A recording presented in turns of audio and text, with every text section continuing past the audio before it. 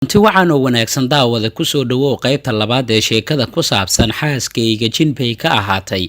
Qaybtii hore waxaad ku ogaateen macluumaad kooban oo ku saabsan sheekada iyo sida ay ku bilaabanayso. Waxaa qoray saaxiibkii Cabdiraxmaan Xasan Anteeno oo sheekadaani tarjumay. Qaybtii hore waxay joogtay markii isaga oo gurigiisa ama beertiisa iska fadhiya kana fikiraya gabadhii Jinka ahayd. Ay mar qura ay ku tiri iska waran Xasanow. Qaybta xigtaa waxay ku bilaabanaysaa. Waxaa hal mar gariiray qalbigayga waxaana eegay halkii codka uu iiga yimid mise waa indhahayga waxa ay arkayaan qof dhoolla cadaynaya oo qalbiga taabanaysa.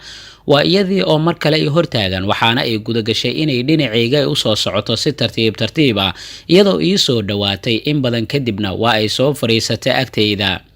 Aniga weli meeshaydii kama dhaqaaqin halka indhahayga ay iyada eegayaan sidii caalim shaybaar ku eegayo maado uu baaris uu ku wado oo kale. Waxaa sidaas oo kale indhahayga ay u baarayeen iyada. Waxaan isku dayay in aan la hadlo balse waan awoodi kari waayay sidii in carabkayga dhagax culus la saaray oo wax dhaqdhaqaaqa uusan samaynaynin oo kale. Aniga inta aan xaalkaasi aan ku suganahay iyada waa qof degan oo wax cabsi iyo walwal kama muuqdaan.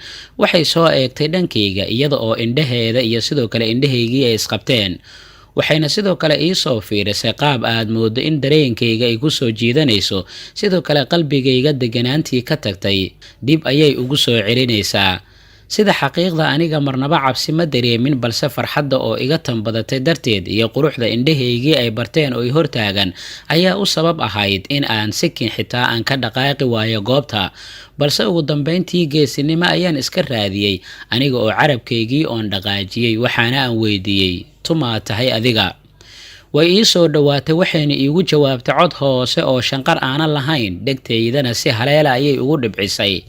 Anigu waa Amal. Waxaan u imid inaan ku soo booqdo balse ma hayo waqti aan hadda su'aalahaada kaaga jawaabo. Waxaan isku dayay in aan weydiiyo goormaan mar kale ku arki doonaa balse intii aysanba su'aashaasi afkayga ka soo bixin ayay iigu jawaabtay mar dhow ayaan dib kuugu soo laaban doonaa oo aad i arki doontaa. Isla markiiba haddana waa iga qarsoontay gabadhii mana aqaan halka ay ka baxday waxaana mar kale iiga tagtay su'aalo badan iyada oo maankayga ay ka guuxayaan. Waxaa aad iiga yaabay sida ay afkaartayda gudaha u aqrisay iguna jawaabtay su'aasha aniga oo aan weliba weydiin balse tegitaankeedii xilligan sidii hore uguma aanan sii xumaanin waayo ugu yaraan markaan waxay ii reebtay iigana tagtay magaceeda.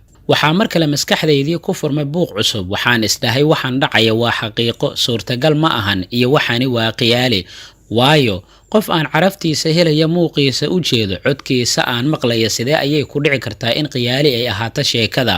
Waxaana markaana iska dhaadhiciyay in Amal ay tahay xaqiiqo aysan ahayn qiyaali.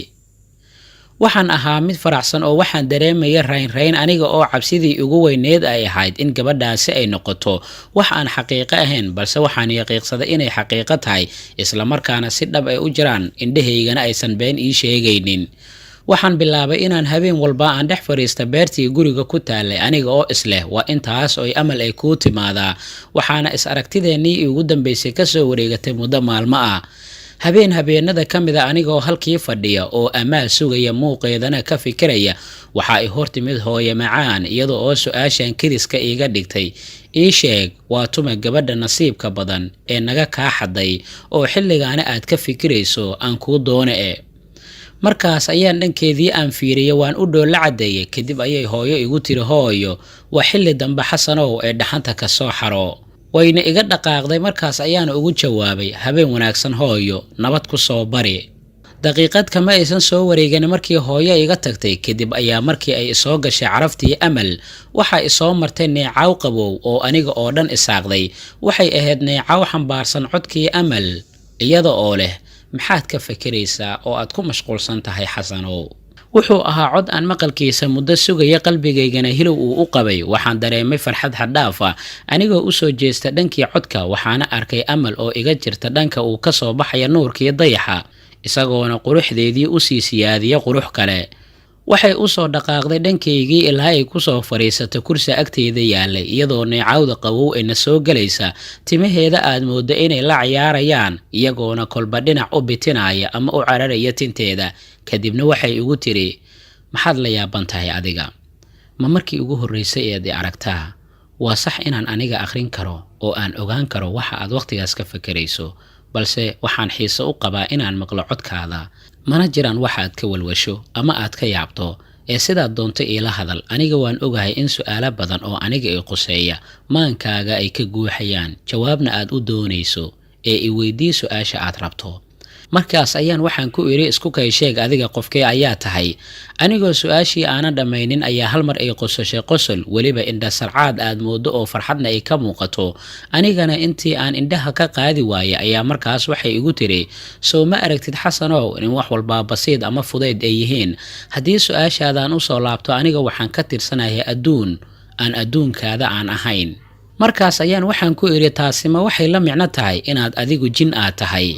mar kale ayay qososhay, qosolkaas oo macaankiisa aan ka dareema jirkayga oo dhan. waana qosol aragtidiisii oo qof walba u riyaaqo daawashadiisa, lagana caajisayn. waxaana iigu jawaabtay, aniga adduunkaada kama tirsani. hooyaday iyo aabbahay midna bashar ma ahan, marka maadaama aysan bashar ahayn, anigana gabadhooda aan ahay waxay la micno tahay inaan anigana aana bashar ahayn.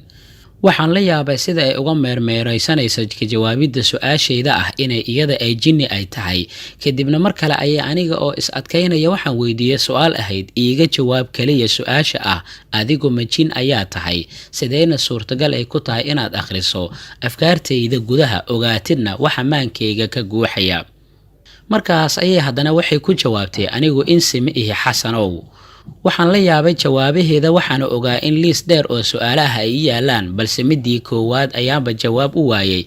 hase yeeshee amal waxay ahayd mid aamusan. mar kale ayay waxay igu tiri, waa wax iga fudud xasanow inaan aqriyo afkaartaada.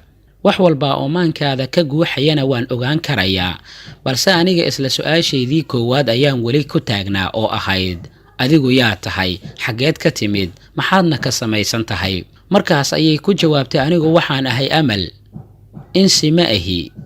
waxaan ka soo jeedaa adduun aan adduunkaada ahayn.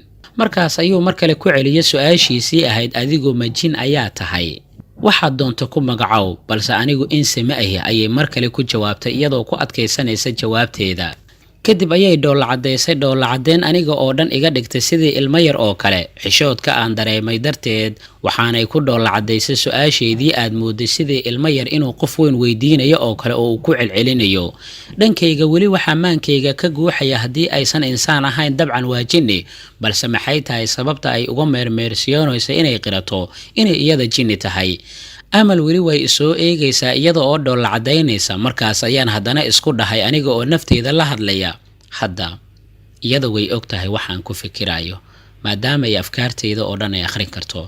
maxaan mid daciif ah oo amaangaab u muuqdaan iskaga dhigayaa haddiiba wax aan ku fikiraya la ogyahay?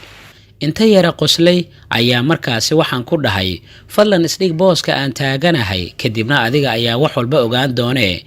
kadibna waxaan u raaciyey, haddii aad awoodidna iga caawi inaan fahmo waxa jira oo halkaani ka socda, si aan yaabkaan aan uga dhex baxo. markaas ayay igu tiri, soo dhawow, maxaad doonaysaa inaan ku fahamsiiyo?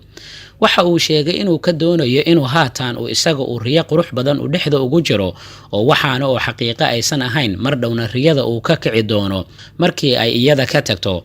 anigu haatan ma riyo qurux badan ayaan ku dhex jiraa, oo waxaan xaqiiqo ma ahan. mar dhow riyado waan ka kici doonaa marka aad tagtid, mise waan waashay oo qof waalan baan ahay? adiga jinni ma tihid miyaa? maxaadna ka qabanaysay xabsigii Casqalaan? siday suurtagal ku tahay inaad ilbiriqsi ku soo muuqatid kuna qarsoontid? sidee? dhowr su'aalood oo tareen camal ay isugu tixin ayaan daba dhigay oo aan weydiiyey iyada. markaas ayaa waxay igu tiri, haddii aad doonayso inaan kuu jawaabo, ka bilow hal su'aal, kadibna waan kuu jawaabayaa. markaan kuu jawaabana su'aasha xigta i weydii. hagaag, anigu haatan ma riyoonayaa ayaan weydiiyey. markaas waxay ku jawaabtay, maya, adiga riyo kuma jirtid. haddii aad rabto inaad hubsatana waad istaagi kartaa. markaas ayaan istaagay oo aan fariistay, xoogaana aan ororday si aan u hubiyo inaanan riyoonaynin, aniga oo weliba isku qoslaya, waayo xaalka aan markaasi ku sugnaa haddii qof kale oo igu arki lahaa inaan waashay, shaki kama uusan geli lahayn. markaas ayaan fariistay, haddana aan weydiiyey su'aashii kale, amal, adiga isku kay sheeg, xaggee ayaad ka timid? aniga oo su'aashaydii aan dhammaysan ayay qosashay oo waxay igu tiri, waxaan ku heshiinay inaad hal su'aal aad i weydiiso kadibna jawaabta marka aad hesho su'aasha kale aad ii raaciso. Markaas ayaan isdejiyey oo waxaan weydiiyey su'aashaydii labaad, taasi oo ahayd, adiga miyaad ahayd gabadhii aan ku arkay xabsiga? Waxay iigu jawaabtay, dabcan haa, waayo anigaa doonaya inaad i aragto. waxaa jirta sheeko cajiiba oo goobtaasi inaga dhexayso, taasi oo soo jirtay ilaa yaraanteedii. haddii aan soo koobana waxay tahay in geed timireedkaasi xabsigaasi ku dhex yaallo uu qalbigayga boos weyn uu kaga yaallo. geedkaasi tan iyo yaraanteedii waxaan imaan jiray maalin kasta aniga oo hoos fadhiisan jiray geedkaas. wax ihtimaama ama ahmiyad ama aanan siin jirin dadka ku xeernaa kana agdhowaa geedkaasi ilaa laga soo gaaray maalintii aad i aragtay. waxaan arkay sida aad geed timireedkaasi u fiirinayso, abuurkiisaan iyo quruxdiisaana aad ula tacajabayso. waxaan akhristay afkaartaada oo aad ii soo jiidatay. sidaasi awgeed muddadii aan afkaartaada aqrinaya waxaa qasab ahayd inaad i aragtaa. sidaas ayaadna igu arkaysa adiga, oo aniga ayaa raalli ka ahaa isna kaa tusayay. kadib markii xabsiga lagaa sii daayay waxaan soo raacay raadkaadii. waxaan ogaaday halka aad deganayd. markii aan jaanis soo helayna waan kuu imaanayay, waan ku soo booqday, balse jaaniska aan haystay ma uusan ahayn mid igu filnaa.